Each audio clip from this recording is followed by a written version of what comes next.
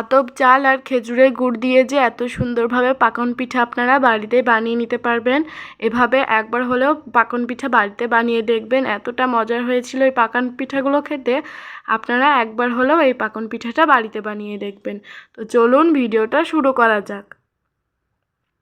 প্রথমেই দেখুন এখানে আমি আতপ চাল নিয়েছি।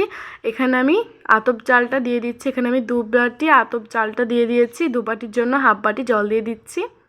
এই চালটাকে কিন্তু আমি সারা রাত ভিজিয়ে রেখেছিলাম। এই যে দেখুন এটার একটা পেস্ট আমি তৈরি করে নিয়েছি। এই যে দেখুন ঘনত্বটা কিন্তু ঠিক এরকমটা হবে। আর এদিকে দেখুন এখানে আমি একটা খেজুরের ভিড়ি নিয়েছি। এই ভিড়িটাকে কিন্তু আমি কুচি কুচি করে কেটে নেব। দেখুন কেটে নেওয়া হয়ে গেছে। এবার আমি এখানে একটা কড়াই বসিয়ে দিয়েছি। এই কড়াইতে আমি এই ভিড়িটাকে দিয়ে দেব। দিয়ে আমি অল্প একটু জল দিয়ে দেব। এবার এটাকে কিন্তু কড়াইতে নাড়তে হবে। এই যে দেখুন এইভাবে কিন্তু আমি খুব ভালো করে জাল দিয়ে নেব। দেখুন গুঁড়োটা কিন্তু আমাদের খুব ভালোভাবে গরম হয়ে গেছে। এবার এটাকে কিন্তু আমি ঠান্ডা করে নেব।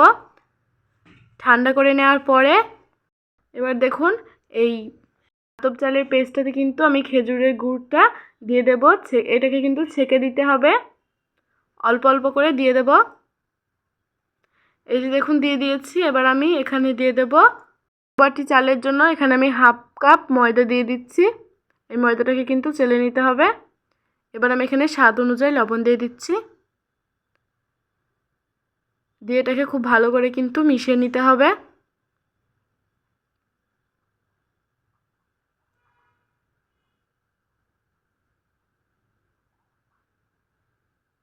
এই যে দেখুন মিশিয়ে নেওয়া হয়ে গেছে।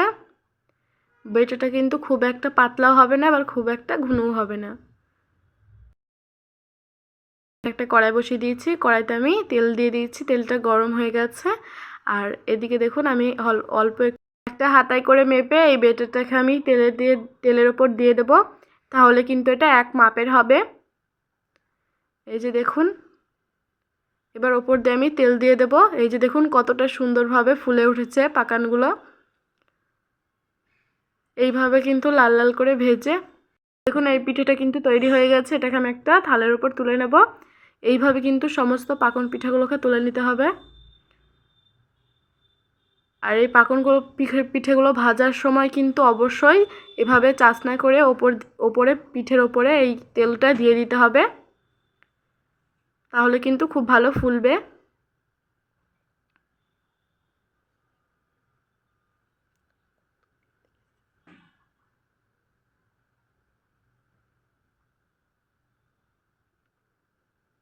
এই যে দেখুন সমস্ত পাকন পিঠাগুলো কিন্তু আমার একদম পারফেক্টভাবে তৈরি হয়ে গেছে। কতটা সুন্দর লাগছে এই পাকন পিঠাগুলো দেখতে। আর দেখুন কতটা সফট হয়েছে। এই যে দেখুন মাশাআল্লাহ ভেতরটা কিন্তু অনেকটাই সুন্দর হয়েছে। এই পিঠেগুলো কিন্তু আপনারা যেরকম দেখছেন ঠিক সেরকমই থাকবে, যে বসে যাবে সেরকমটা হবে না। 1-2 ঘন্টা পরেও খেলেও কিন্তু ঠিক এরকমটাভাবেই থাকবে।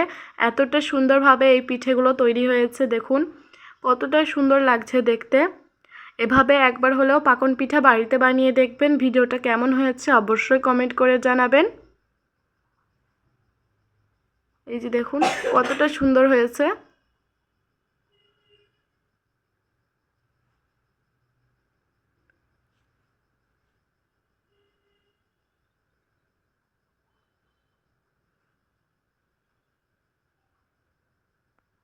ভিডিওটা আজ আমি এখানেই শেষ করছি। আল্লাহ হাফেজ।